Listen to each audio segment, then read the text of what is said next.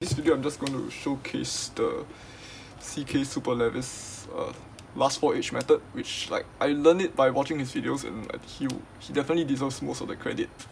I did talk to him about this method over the YouTube comments, and he recommends it for 10 and above if I remember correctly.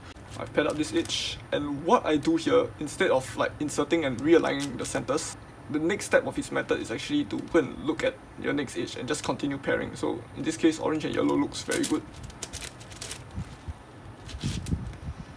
Then okay, this piece needs to be flipped, but I'll just look for a few others. And okay, this one can be aligned, so I have all the correctly aligned ones are all in one column. The wrongly aligned ones are just split, then I just individually flip all those correctly aligned ones so that now they're all in the same alignment. And then I paired one extra edge, and then the next thing to do is to split it in half and then flip this around and then look for another edge to pair. So in this case, I see quite a lot. Actually, I see that blue and white looks quite good, so I'm going to do that next. So blue and whites and another blue and whites. And now that you have paired 4 blue and whites, you just flip it into the bottom layer. And one advantage of doing this is that you have occupied the 2 back slots here, so you're never going to see them and you don't even need to look at them. So the only remaining pieces that you're going to look for are just this top orbit and the 2 empty slots. In this case, I filled up this empty slot as well, so there's really only 1 empty slot and that whole top orbit, which I see 3 already. And another thing that you can pay attention to, because this is the only empty slot that the blue and white edge can be, and it's not here, it means it's definitely somewhere in the top, and it obviously has to be a second layer piece, and it's definitely in alignment, because if it's not in alignment means it has to be here, which obviously is not. So yeah, so without even having to look at the back, I can actually just keep flipping this layer until it comes here, but of course it's better to know where it is. So once again, I just flip this. So now that all 4 are at the bottom, you can align the top few layers.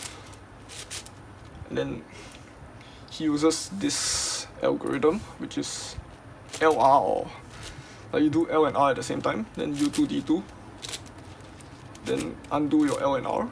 So now you flip all 4 of them, then you realign the bottom.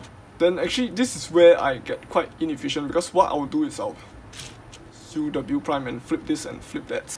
But then I went back to his video, his original 11x11 example solve video, where he showcased this method, and what he does is much more efficient than what I did. So what he did is a white D2, then he did an LR, and when he does that, the 2 sides have to be matching. So after you do the white D2, you do an LR, and then U2, and then undo that L and R, and then you do a DW2, and the 2 edges are solved and they are at the back, so you don't even have to look, and you can just go straight to last 2 edges, which I'll just do them now. This thing can be flipped like that, and then okay, these 2 I'll just turn it over like that.